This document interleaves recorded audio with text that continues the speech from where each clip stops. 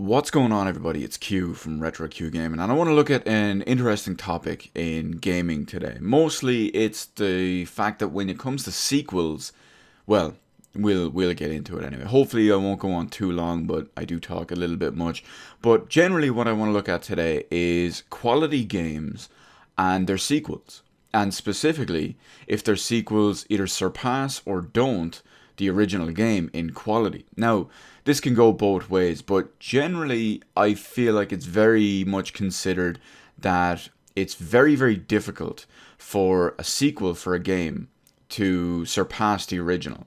Now, this isn't always the case, of course. There are several games out there that have been surpassed by their sequels, and let's see, Resident Evil 2 is generally considered a better game than Resident Evil 1. Silent Hill 2 is a better game than Silent Hill 1. You've got Metal Gear Solid 3, which is better than Metal Gear Solid 1 and Metal Gear Solid 2, and absolutely better than the Twin Snakes. And of course, Persona 5, which somehow managed to top the amazing game that was Persona 4. But this brings up an age-old question. Is it always the case that a sequel is going to be better, or won't be better, or is guaranteed to be worse than the original? Now, that's one part of the video I want to talk about.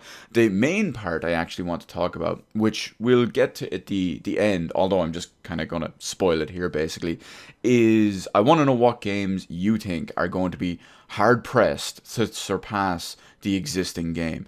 And by what I mean in that case is an extremely high quality game that everyone loves or that you yourself love.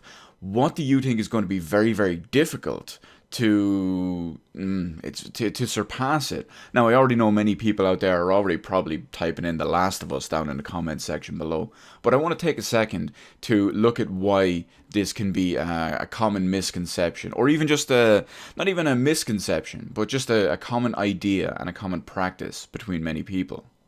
When you look at an original game or an original idea or the first entry in a series, they generally have an idea of what they want to do, what they want to convey, what they want to get across. Everything from the sound, from the audio, not just musically, but actually audio style as well, the gameplay mechanics, the story, the atmosphere, the setting, etc., etc. And sometimes with the sequel, I'd feel like a lot of the time would be the proper way to describe it. But with a sequel, it feels like they have to do the same thing and then dial it up a few more notches. A perfect example of this is Dead Space. Dead Space 1 was a fantastic game. Dead Space 2, unfortunately, needed to kick it up a notch. They felt like they had to go that little bit extra.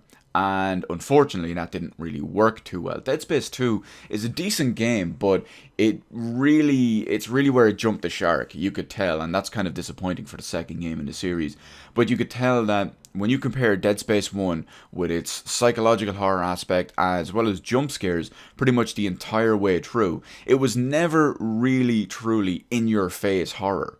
But then you look at Dead Space 2, which opens up with in-your-face horror and pretty much just goes with that style the entire way through. So a lot of people can feel like that can either be too much of a good thing, or it can just stray too much from what they love, what they know, and what made the first or second or whatever one they're comparing it to made that game great. Because if it feels like you're just bumping stuff up a couple of notches just for the sake of it, just because you have to, and just because you have to go bigger for the sequel, well, that can go a bit too far and not make sense and just not be as enjoyable. And you probably wonder, well, how can too much of a good thing be a bad thing? Eventually it stops being a good thing if it's just consistently the same thing, if it's consistently in your face and there. Nothing makes it special, nothing differentiates itself from different points in the game, from different feelings, different settings, different atmospheres, whatever it is. And that's why it can be completely all over the place. Not to mention when stuff vastly changes as well. Sometimes a sequel will not just try to one-up or go bigger on the existing stuff, but sometimes it will try change almost entirely and almost completely. Look at Metal Gear Solid 4, for example.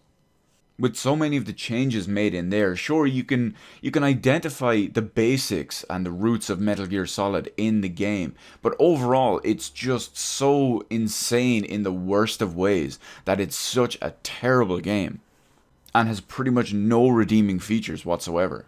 So that brings me to the second part of the video, which I kind of inadvertently spoiled earlier and gave away.